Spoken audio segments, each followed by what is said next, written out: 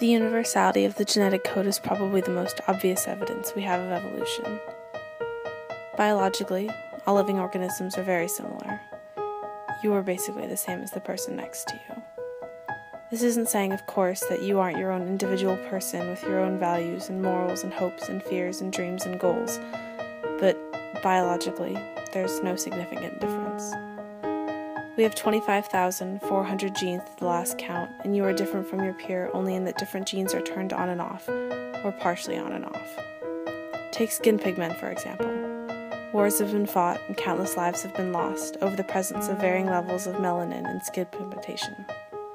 Certain genes that code for certain features individuals may or may not express are favored by society and labeled as beautiful.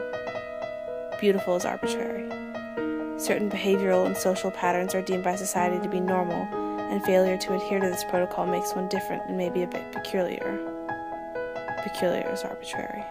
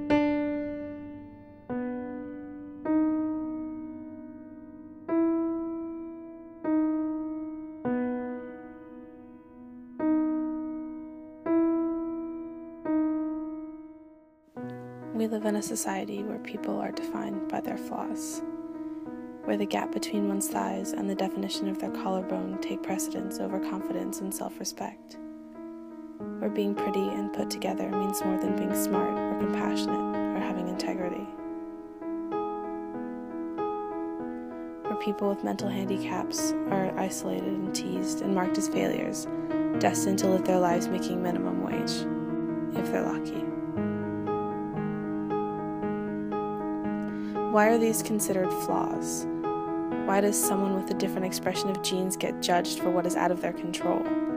Isn't it really society that's flawed if people are unable to recognize anything but basic biology? I mean, if someone's heart is in the right place, why should it matter if the chemicals in their brain function a bit differently?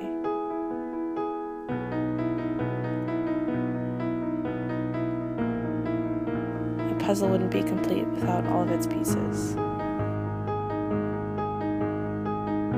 A heart wouldn't work if there was nowhere to pump the blood to. A person couldn't prove themselves a friend if there was no one there willing to give them a chance. People judge others' abilities based on what they can see and what they think to be true, but that doesn't make it right. Being different is not a death sentence. It is not a punishment.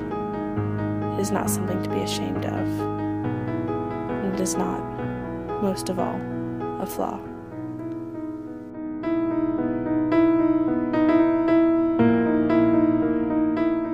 When it comes down to it, we are all pretty much the same.